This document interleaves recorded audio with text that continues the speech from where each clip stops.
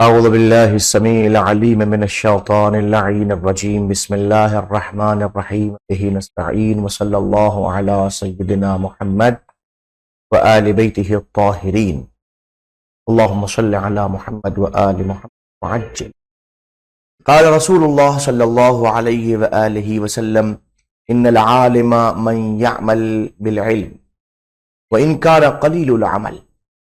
حضور سرور کائنات کا ارشاد گرامی ہے، آپ فرماتے ہیں کہ بے شک عالم وہ ہے جو اپنے علم پر عمل کرے، جو اپنے علم کے مطابق عمل کر رہا ہے، جو جانتا جا رہا ہے اسی کے مطابق اپنا عمل کرتا جا رہا ہے، یعنی عمل کی بنیاد علم کی بنیاد پر ہو تو یقیناً وہ عالم ہے. اس کے بعد اگلا جملہ بہت اہم ہے جو اس جملے سے ملا کے بہت کچھ نتیجہ دیتا ہے. کاش ہمیں حضور سرور کائنات کے اقوال سمجھنے کے لیے وقت مل سکے اور ہم وقت کو صحیح معنی میں استعمال کرتے ہوئے اپنی پوری زندگی کو معصومین حضور سرور کائنات کے اقوال کے مطابق مرتب کر سکیں. فرماتے ہیں وَإِن كَانَ قَلِيلُ الْعَمَلِ، عمل کا کم ہونا اس بات کی علامت نہیں ہے کہ انسان عالم نہیں. عمل چاہے کم ہو مگر جتنا بھی ہو اس کے علم کے مطابق ہو. کاش ہم سمجھ سکیں اور اپنی زندگی کو مطابق قول حضور سرور کائنات معین کر سکیں. عقائد امامیہ یہ مرکب لفظ ہے، اس کا مطلب ہے امامیہ عقائد، یعنی فرقہ امامیہ کے جو عقائد ہیں اس سے متعلق اس میں گفتگو ہونی ہے. اصل میں ہم فرقہ شیعہ اثنا شریعہ کو امامیہ فرقہ بھی کہا جاتا ہے، اور اس حوالے سے مختلف وہ فرقے کے جو امامی نہیں ہیں اور شیعہ اثنا شری نہیں ہیں وہ ہمارے عقائد کے تئیں اکثر اختلاف کا شکار ہوتے ہیں. لہذا ہم اپنے آپ کو مکمل طور پہ تیار کر کے ان کے سامنے پیش کرنا چاہتے ہیں، ان کو بتانا چاہتے ہیں کہ آپ کسی اور سے دریافت نہ کریں، ہمارے عقائد کے تئیں ہم سے دریافت کریں، ہم آپ کو بتائیں گے کہ ہمارے عقائد کیا ہیں. اور اگر آپ ہمارے عقائد کو ہم سے نہیں پوچھنا چاہتے تو ہماری کچھ کتابیں ہیں، ان کتابوں میں سے یہ ایک کتاب ہے جو عقائد امامیہ کہلاتی ہے، کہ جس کا مطلب یہ کہ آپ اس کتاب کو پڑھیے اور آپ ہمارے عقائد سے آشنا ہو جائیے. واضح؟ اس کتاب کو شیخ محمد رضا مظفر رحمۃ اللہ علیہ نے تحریر فرمایا ہے، اور یہ ایک اہم عالم ہمارے گزرے ہیں جن کی علم منطق میں المنطق اور علم اصول فقہ کے اندر اصول الفقہ مظفر نہایت مشہور ہے، جو نجف یونیورسٹی سے بہت ملحق تھے اور انہوں نے وہاں پہ باقاعدہ کام کیا. ان میں سے ایک اہم کتاب ہے، بہت مہین سی بہت باریک سی کتاب ہے یہ، لیکن اس میں اکثر ہمارے عقائد کا احاطہ کیا گیا ہے تاکہ اگر کوئی غیر فرد ہمارے عقائد کو سمجھنا چاہے تو شیخ مظفر کی اس تحریر کردہ کتاب کی بنیاد پر ہمارے اکثر عقائد کو سمجھ سکتا ہے. پہلی منزل کے اوپر الاول عقیدتنا فی النظر والمعرفہ، ہمارا عقیدہ نظر یعنی فکر سے متعلق کیا ہے اور معرفت سے متعلق کیا ہے. نہیں، اب ہم گفتگو کر رہے ہیں، آئندہ ذرا محسوس کریں گے ان چیزوں خرامہ خصوصاً آپ مرحوم شیخ مظفر کی کتاب کی ترتیب عقائد کو بھی دیکھیں گے تو بہت ساری باتیں واضح ہو جائیں گی. تو پہلی منزل کے اوپر انہوں نے رکھا عقیدتنا فی النظر والمعرفہ، یعنی نظر یعنی فکر سے متعلق اور معرفت سے متعلق ہمارا کیا عقیدہ ہے. وَمَنْ نَعْتَقِدُ، ہمیں یہ اعتقاد رکھتے ہیں ہم لوگ کہ ان اللہ تعالی لما منحنا قوت التفکیر، کہ اللہ سبحانہ وتعالی نے چونکہ ہمیں عطا فرمائی ہے قوت تفکیر، لہذا اس قوت تفکیر کی بنیاد پر جو اللہ سبحانہ تبارک و تعالی نے ہمیں عطا فرمائی ہے، لما منحنا چونکہ اس نے ہمیں عطا فرمائی ہے، دی ہے، ہم پہ کرم فرمایا ہے، اس نے کیا دیا ہے ہمیں؟ قوت التفکیر، قوت تفکیر. قوت تفکیر کی بنیاد وَوَهَبَ لَنَا الْعَقْلِ، اور ہمیں عقل جیسی نعمت ہبہ فرمائی ہے، ہمیں عطا فرمائی ہے. امرنا، اور ہمیں حکم دیا ہے کہ ان نتفکر فی خلقہ، کہ ہم اللہ کی خلقت میں، تخلیق میں، اس کی مخلوقات میں فکر کریں. وَنَنظُرَ بِالتَّأَمُّلِ فِي آثَارِ صُنْعِهِ، اور ہمیں یہ بھی حکم دیا ہے کہ ہم غور و فکر کے ساتھ، تأمل کے ساتھ، تدبر کے ساتھ، تفکر کے ساتھ اس کی صنعت کے آثار میں جو جو چیزیں اس نے بنائی ہیں اس کے کیا کیا آثار ہیں اس میں غور و فکر کریں، اس میں نظر کریں. یہ اللہ کا حکم ہے. یعنی یہ کام ہم اپنی مرضی سے نہیں کر رہے ہیں، یہ سب کام ہم اللہ کے حکم اور اللہ کے امر سے کر رہے ہیں۔ وَنَتَدَبَّرْ، اور اللہ نے ہمیں یہ بھی حکم دیا کہ ہم تدبر کریں فی حکمتہ، اللہ کی حکمت کے اندر، کہ حکمتیں کیسی کیسی اس کی پروردگار کی ہے۔ وَإِتْقَانَ تَدْبِيرِهِ، اور اس کی تدبیر پہ یقین پیدا کریں۔ کس کی تدبیر میں؟ فی آیاتہ، اس کی آیتوں کی تدبیر میں، یعنی کہ اس کی آیتیں کہاں کہاں موجود ہیں، کس کس شکل میں موجود ہیں، کس کس عنوان کے ساتھ موجود ہیں۔ اب یہ آیتیں کہاں کہاں ہیں؟ کفی الآفاق، یہ آیتیں اللہ کی آفاق میں بھی، پورے اس افق کے اندر، پوری اس کائنات کے اندر، زمین و آسمان کے اندر، ان کے درمیان بکھری پڑی ہیں۔ ان کی آیات میں ہم غور و فکر کریں۔ اور پھر کہاں ہے؟ وفی انفسنا، اس نے اپنی آیتوں سے ہمیں بھی الگ نہیں رکھا، ہمارے نفوس میں بھی اس نے اپنی آیتوں کو ڈال رکھا ہے۔ جب ہم اپنے نفسوں کے اندر بھی اگر ہم غور و فکر کریں تو اس کی متعدد آیتیں ملیں گی، ان آیتوں کو دیکھیں اور پھر ہم تدبر کریں اور تعقل کریں۔ قال اللہ تعالی، اللہ نے کہا ہے، کیا کہا ہے؟ اب یہ قرآن مجید کی آیت کریمہ، سنریہم آیاتنا فی الآفاق وفی انفسہم، ہم ان قریب دکھائیں گے ان کو۔ سا جب ہم لفظ سا کو فعل مضارع پہ داخل کرتے ہیں تو یہ قریب کے معنی میں آتا ہے، اور قریب بھی کون سا؟ ایک بہت قریب۔ سنریہم، ان قریب دکھائیں گے ہم ان کو، کیا دکھائیں گے؟ آیاتنا، آیاتنا، ہم اپنی آیتوں کو دکھائیں گے۔ کہاں دکھائیں گے؟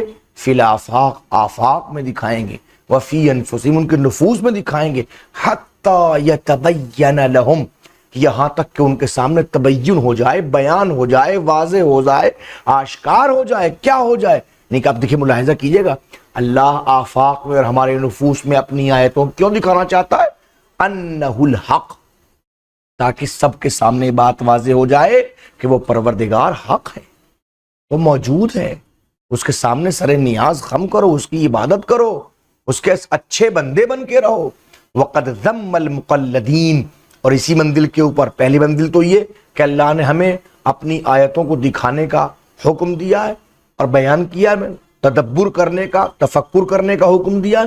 اور دوسری منزل کے اوپر وقد ذم، لفظ قد آپ بخوبی جانتے ہیں جب فعل ماضی پہ داخل ہوتا ہے تو تحقیق کے معنی دیتا ہے، یعنی وقد ذم، بالتحقیق اللہ نے مذمت کی ہے المقلدین، مقلدین کی جو تقلید کرنے والے ہیں، مقلدین نہیں، مقلدین، تقلید کرنے والے، اس میں فاعل کا صیغہ ہے، ٹھیک ہے نا۔ مقلدین کی مذمت کی ہے، کس کی مقلدین، کس کی تقلید کرنے والے؟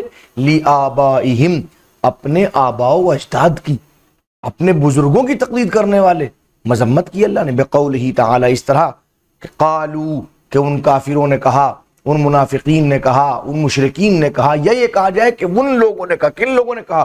بل نتبعو، جو اللہ کے حکم کو نہیں مانتے، کیا کہا؟ بل نتبعو، بلکہ ہم اتباع کریں گے، ما ان کا، کہ الفینا علیہ آباءنا، جن کے اوپر ہمارے ماں باپ، ہمارے آباء و اجداد فنا ہو گئے، موت جن کو آ گئی، ہم ان تمام عقائد کو مانیں گے جو ہمارے ماں باپ مانتے تھے، جن کو دادا دادا نہیں مانتے تھے، جن کو نانا نانی مانتے تھے، جن کو یہ مانتے تھے۔ اولو کان آباؤہم لا یعلمون شیئا، حالانکہ ان کے آباء و اجداد کسی چیز کو جانتے بھی نہ ہو، وہ جانتے بھی نہیں ہیں، وہ کام کر رہے تھے، ہم اس کو عقیدہ بنا کے بیٹھ گئے۔ کما ذم من یتبع ظنونہ، بالکل ایسے ہی جیسے اللہ نے مذمت کی ہے ان افراد کی کہ جو اپنے ظنون کا، ظن یعنی گمانوں کا اتباع کرتے ہیں، ورجمہ بالغیب، اور اس کو غیب پہ ڈال دیتے ہیں، گمان خود کرتے ہیں اور کہتے ہیں غیب کی باتیں۔ فقال، اللہ نے یہ کہا، ان یتبعون الا الظن، وہ جب بھی اتباع کرتے ہیں ہمیشہ گمان کا اتباع کرتے ہیں۔ وفی الحقیقہ ان الذین اعتقدہ، اور حقیقت میں ہم جو عقیدہ رکھتے ہیں، ہم جن چیزوں کا عقیدہ رکھتے ہیں، کیا رکھتے ہیں؟ ان عقولنا ہی التی فرضت علینا النظر فی الخلق، کہ ہماری عقول نے، ہماری عقلوں نے ہم پہ فرض کیا ہے کہ ہم اس کی مخلوقات میں، اس کی خلقت کے اندر نظر کریں، ومعرفت خالق الکون، اور اس بات کا ہماری عقل نے ہم پہ فرض کیا ہے کہ اس کائنات کے خالق کی معرفت حاصل کریں۔ کما فرضت علینا النظر فی دعوی، اور بالکل ایسے ہی عقل نے ہم پہ فرض کیا ہے، ہماری عقول نے ہم پہ فرض کیا ہے کہ النظر فی دعوی، کہ اس کے دعوے میں بھی نظر کریں، اس کے دعوے میں غور و فکر کریں۔ کون دعویٰ کرنے والا؟ من یدعی النبوہ، جو نبوت کا دعوے دار ہے۔ کسی انسان نے اگر کہا کہ میں اللہ کا نبی ہوں، تو ہماری عقل نے کہا کہ اس کے دعوے نبوت میں بھی غور و فکر کرو، تدبر و تعقل کرو، سوچو کہیں جھوٹا تو نہیں ہے، کہیں سچا تو نہیں ہے۔ وفی معجزتہ، اور یہ بھی عقل نے کہا ہے کہ جو آنے والا دعوی نبوت کر رہا ہے وہ کن معجزات کو پیش کر رہا ہے، ان کے معجزات کے اندر بھی ہم نظر کریں، غور و فکر کریں۔ ولا یصح عندہا تقلید الغیر فی ذلک، یاد رکھیے ہماری عقول کے نزدیک صحیح نہیں ہے کہ اس سلسلے میں کسی غیر کی تقلید کریں۔ ہم اپنی عقل کی بات مانیں، کسی اور کی بات تسلیم نہ کریں۔ مہما تکن لذالک الغیر منزلہ و اثر، چاہے وہ غیر جو بتانے والا، جو سمجھانے والا ہو، وہ کتنی ہی منزلت کا حامل ہی کیوں نہ ہو، کتنا ہی زیادہ اثر رکھنے والا ہی کیوں نہ ہو، کتنا ہی بلند مرتبہ کیوں نہ ہو، ہماری نظروں میں کسی بھی غیر کی تقلید کرنا صحیح نہیں ہے۔ بات واضح ہو رہی ہے، عقائد کی بات چل رہی ہے۔ وما جاء فی القرآن الکریم من الحث علی التفکیر واتباع العلم والمعرفہ۔ اب سوال پیدا ہوتا فوراً کہ جناب علی، آپ کی عقلوں نے آپ پہ فرض کیا کہ آپ خلقت میں بھی غور و فکر کریں، آپ خالق کون کی معرفت حاصل کریں، آپ اگر کوئی دعوی نبوت کرنے والا اس کے دعوے میں غور و فکر کریں۔ تو بھائی صاحب جو قرآن کریم میں آیا ہے، وما جاء، اور جو کچھ آیا ہے فی القرآن الکریم، قرآن کریم کے اندر کیا آیا قرآن کریم میں؟ اب من بیانیہ، من الحث علی التفکیر، کہ قرآن کریم میں آیا کہ تفکیر کے اوپر آپ کو بہت زیادہ مہمیز کیا گیا ہے کہ آپ فکر کریں۔ اور کیا کہا گیا؟ وَاتِّبَاعُ الْعِلْمِ وَالْمَعْرِفَةِ، اور اللہ نے حکم دیا کہ علم کا اتباع کرو، معرفت کا اتباع کرو۔ وہاں جو اتباع کرنے کا حکم دیا کہ فَإِنَّمَا جَاءَ، ابھی جواب دے رہے ہیں، فَإِنَّمَا جَاءَ مُقَرِّرًا لِهَذِهِ الْحُرِّيَّةِ الْفِطْرِيَّةِ فِي الْعُقُولِ، تو یہ اس لیے آیا ہے کہ اس حریت کو، اس آزادی کو، الفطریہ، جو فطری آزادی ہے جو ہماری نفوس کے اندر اللہ نے رکھی ہے، اس فطری آزادی کو جو عقل کے اندر اللہ نے رکھا، ہم جو چاہیں سوچ سکتے ہیں، آپ جو چاہیں سوچ سکتے ہیں۔ آپ سوچیں اس وقت اچھا کروں، اچھا سوچ رہیں گے آپ جو برا کروں، برا۔ فرشتہ نہیں کھڑا ہے کہ آپ کو یہی سوچنا ہے، بالکل نہیں۔ اللہ نے آپ کی عقول کو فطری آزادی دی ہے، تو یہاں جو موجود ہے کہ اللہ نے اس فطری آزادی کو عقول میں رکھا، التی تطابقت علیہا آراء العقلاء، وہ فطری آزادی کہ جس کے اوپر تمام عقلاء کی رائے مطابقت کرتی ہیں۔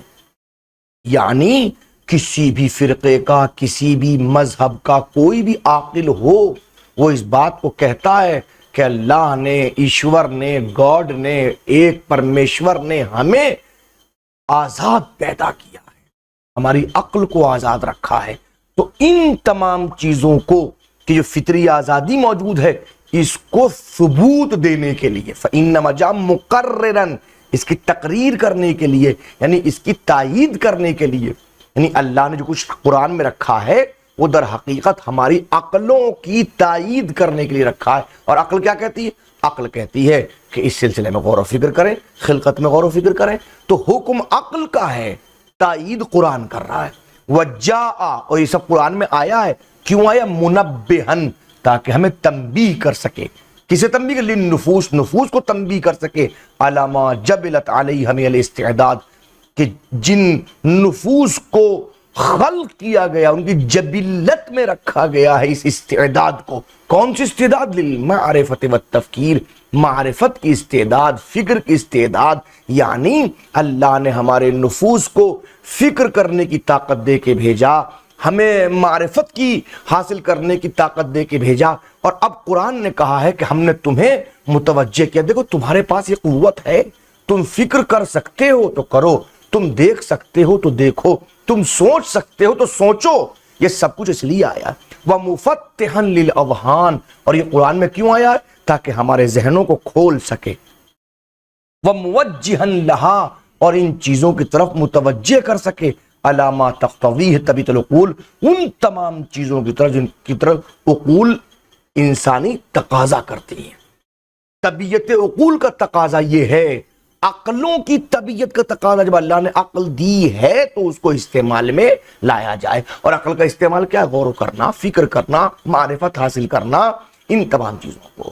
بات واضح ہوئی؟ انشاءاللہ باقی اور بعد میں. وصلی اللہ علی محمد و آل بیتہ الطاہرین.